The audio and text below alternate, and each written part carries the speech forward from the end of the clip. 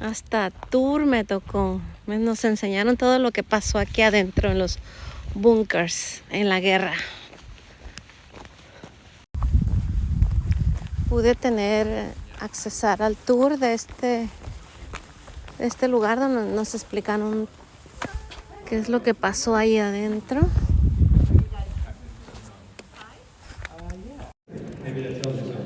Anyway, Arnold wrote a big check over $100,000, and he's in one of these pictures somewhere. Also, and they left behind some props. Here's a door. That's what they had to deal with. So somebody said, well, let's just put a contract out for somebody to come and dismantle this whole place. And all these pieces, large as they are, they wound up in a foundry over in Oakwood.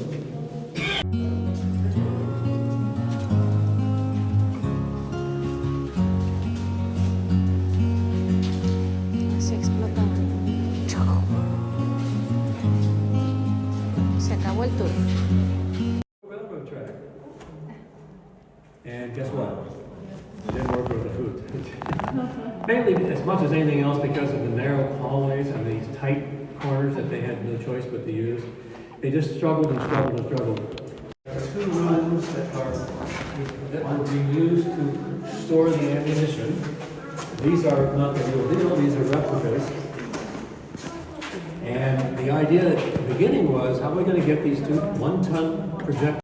Shoot them, let's see what happens. So they did. But they said, you know what, we're not going to let anybody be in here because we don't know what's really going to happen. So we'll just put some barrels and some other stuff. And they fired the gun for the first time they came in. Estas son las camas. So all that energy that's being generated by those diesel engines creating electricity, etc., that electricity was channeled into these cables, and the cable. You'll see a lot of curves, a lot of angles. In fact, this is a picture of what the whole schematic looks like.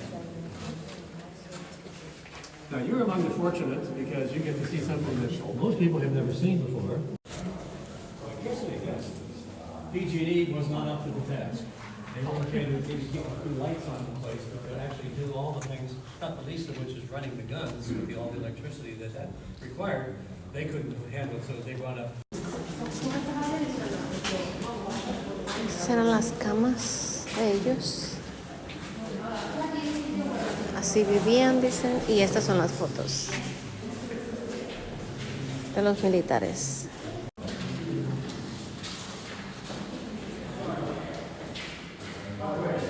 Speaking of one of our volunteers, we dressed like many of the men wouldn't dress when they were arriving here for the first time or maybe the last time. And when they were right here with our 150 or so men, or it could be 2 guys looking for that guy. So all these blocks represent somebody looking for somebody. These are underwater mines.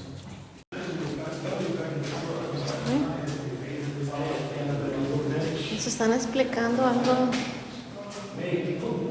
que pasó aquí.